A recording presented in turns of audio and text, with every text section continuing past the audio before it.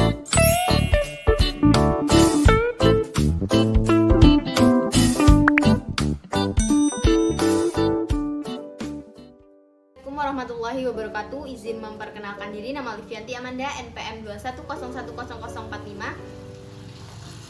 Di sini saya akan melakukan presentasi untuk memenuhi tugas dari mata kuliah Ulumul Quran. Dan materi yang saya dapat adalah penulisan Al-Quran.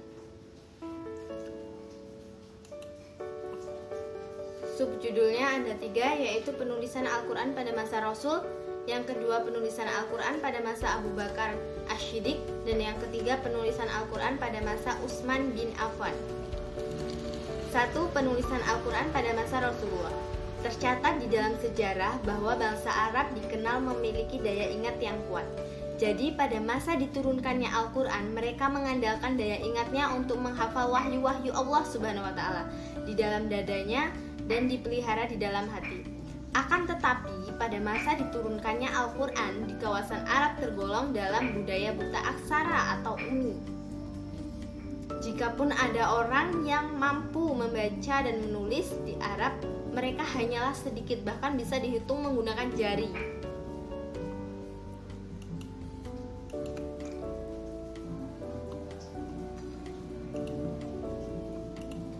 Penulisan ayat Al-Quran tidak ditulis oleh sembarang orang, tetapi ditulis oleh orang-orang tertentu saja. Rasulullah SAW membuat sekretaris khusus yang ditugaskan untuk mencatat ayat Al-Quran atau wahyu yang turun. Mereka adalah Abu Bakar, Umar, Utsman, Ali, Aban bin Sa'id, Khalid bin Sa'id, Khalid bin Al-Walid, dan Muawiyah bin Abi Sufyan, Zaid bin Abi Sufyan, Zubair bin Al-Awwam, Ubay bin Ka'ab, Al-Mughirah bin Syubah, dan Ammar bin Al-As, serta Zaid bin Sabit. Zaid bin Sabit adalah yang paling profesional dan paling dapat diandalkan dalam melakukannya. Dengan sangat cermat dan teliti, Zaid dan kawan-kawannya selalu mencatat ayat-ayat Al-Quran dan menempatkannya secara berurutan. Teks surat Al-Quran sesuai dengan petunjuk Nabi Muhammad SAW. Dan Zaid bin Sabit ini adalah orang yang selalu ikut dalam penulisan Al-Quran pada periode 1, periode 2, dan periode 3. Dia selalu mengikuti penulisan Al-Quran. Penulisan Al-Quran pada masa Rasulullah ditulis secara sederhana pada benda-benda yang mungkin digunakan sebagai sarana untuk menulis, seperti pelepah kurma atau usuk, kulit-kulit hewan atau rikab, batu halus berwarna putih atau likhaf, tulang unta atau aktaf, dan bantalan dari kayu yang bisa dipasang di atas punggung unta atau aktaf. Penulisan Al-Quran dilakukan sesuai dengan urutan yang sebagaimana ditunjukkan oleh Nabi Muhammad SAW sesuai dengan perintah Allah Subhanahu wa Ta'ala menurut ketentuan wahyu atau taufiki. Karena penulisan Al-Quran masih tersebar dalam lembaran benda-benda tersebut, maka tulisan Al-Quran belum terkumpul di dalam satu tempat tertentu, atau pada waktu itu Al-Quran masih berbentuk suhuf atau lembaran. Dan ini contoh Al-Quran. Saya cuma dapat menyontohkan 2 ini karena yang saya cari cuma dapatnya 2 ini, gak ada yang lain. Materi selanjutnya, penulisan Al-Quran pada masa Abu Bakar As-Siddiq. Karena Rasulullah telah berpulang ke rahmatullah, Abu Bakar diangkat menjadi khalifah atau pemimpin oleh kaum Muhajirin dan kaum Ansar untuk menggantikan kepemimpinan beliau. Namun pada masa kepemimpinan Abu Bakar banyak terjadi peristiwa-peristiwa. Peristiwa tersebut diantaranya terjadi pembangkangan terhadap khalifah yang dilakukan oleh kelompok pengekang zakat, orang Arab yang sebagian murtad, dan yang lebih parahnya ada yang mengaku-ngaku menjadi nabi seperti yang dilakukan oleh Musailamah al-Kadzab.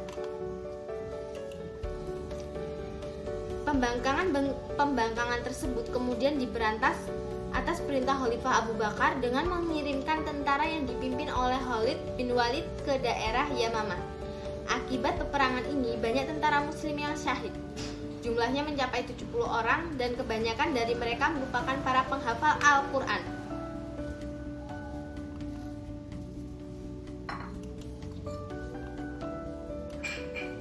Melihat kondisi yang seperti itu, Umar khawatir akan kekurangannya jumlah penghafal Al-Quran, hingga akhirnya beliau mengusulkan kepada Khalifah Abu Bakar agar ayat-ayat Al-Quran segera dikumpulkan dan dimusafkan.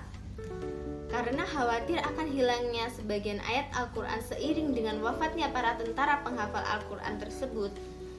Namun Abu Bakar tidak langsung mengikuti usulan dari Umar, karena beliau enggan melakukan hal itu. Hal itu disebabkan karena Nabi tidak pernah melakukan pemusafan Al-Quran secara utuh dalam satu buku atau kitab. Kemudian Umar menegaskan kembali bahwa yang dilakukan itu merupakan perbuatan baik karena demi menjaga keutuhan Al-Quran di masa mendatang. Dan akhirnya Khalifah Abu Bakar menyetujuinya setelah meminta petunjuk kepada Allah Subhanahu wa Ta'ala melalui sholat istikharah. Akhirnya Abu Bakar menemui Zaid bin Sabit dan menceritakan usulan Umar tersebut, serta meminta beliau untuk mengumpulkan dan memusafkan Al-Quran baik yang dihafal maupun yang ditulis.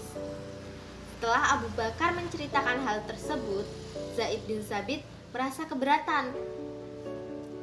Bahkan beliau lebih memilih dibebankan untuk memindahkan gunung daripada untuk menghimpun Al-Quran. Karena apa yang diperintahkan oleh Khalifah tidak pernah dilakukan oleh Nabi. Dan pada akhirnya Allah pun membukakan pintu hati Zaid bin Sabit untuk mengumpulkan dan menghimpun serta memusafkan Al-Quran secara utuh dan berurutan.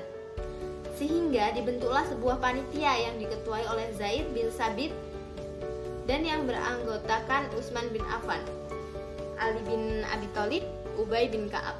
Mereka mengumpulkan ayat-ayat Al-Quran dengan hati-hati dan sangat teliti. Dengan cara mendatangkan 2 orang saksi, tidak hanya hafalan ayat Al-Qur'annya saja, tetapi juga harus ada tulisan ayat Al-Qur'an yang pada waktu itu penulisannya dilakukan di hadapan Nabi yang dijadikan sebagai bukti.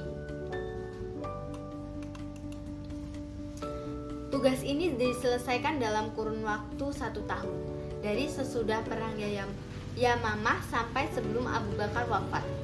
Kemudian mushaf ini diberikan kepada Abu Bakar dan dipegang beliau sampai beliau wafat.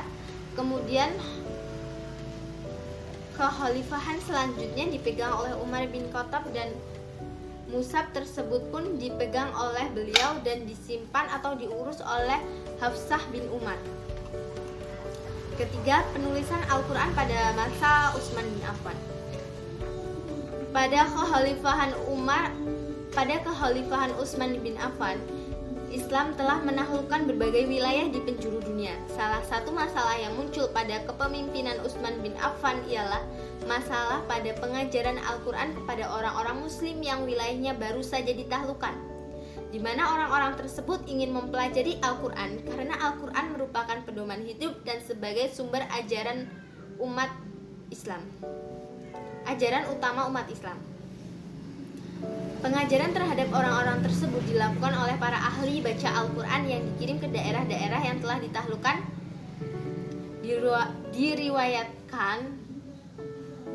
Ditaklukkan diantaranya Ubay bin Ka'ab dikirim ke daerah Syam, Abdullah bin Mas'ud dikirim ke daerah Kufah, dan Abu Musa al-Asy'ari dikirimkan ke daerah Basrah, dan Al-Miqdad dikirimkan ke daerah Himas. Mereka mengajarkan pengajaran Al-Quran berdasarkan apa yang mereka ketahui dan yang mereka hafal dengan kemampuan masing-masing, serta membawa qiraat yang mereka terima dari Rasulullah SAW. Sehingga muncullah perbedaan pembacaan Al-Quran dan menimbulkan perselisihan.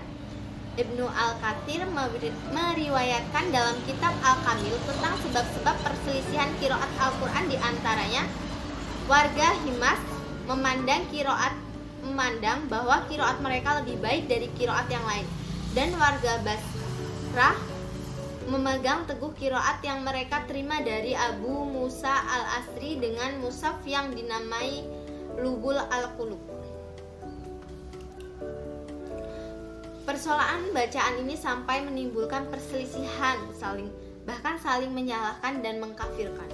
Kemudian Hudzaifah bin Yaman datang kepada Utsman bin Affan setelah ia menyelesaikan peperangan dan menaklukkan Armenia dan Azerbaijan. Lalu Hudzaifah berkata kepada Utsman, wahai pemimpin mukmin, lakukanlah sesuatu tindakan sebelum umat terpecah belah seperti perpecahan antara kaum Yahudi dan Nasrani. Utsman khawatir akan perbedaan dalam membaca Al-Quran tersebut dapat menimbulkan perpecahan, maka Utsman meminta kepada Hafsah untuk mengirimkan Al-Quran yang ada padanya untuk disalin ke dalam satu mushaf dan menugaskan Zaid bin Sabit, Abdullah bin Zubair, Sa'id bin Abi Waqqas, dan Abdurrahman bin Al-Haris untuk menyalin mushaf tersebut ke dalam bahasa Quraisy. Setelah tugas mereka selesai, Utsman mengembalikan Al-Quran yang dipinjam tadi kepada Hafsah dan mengirimkan ke setiap kota satu salinan mushaf serta memerintahkan untuk membakar mushaf yang lain, sehingga berhasillah Khalifah Umar mengumpulkan Al-Quran dalam satu bahasa. Demikian tadi presentasi yang dapat saya sampaikan. Kurang dan lebihnya saya mohon maaf, kepada Allah saya mohon ampun. Saya akhiri, wassalamualaikum warahmatullahi wabarakatuh.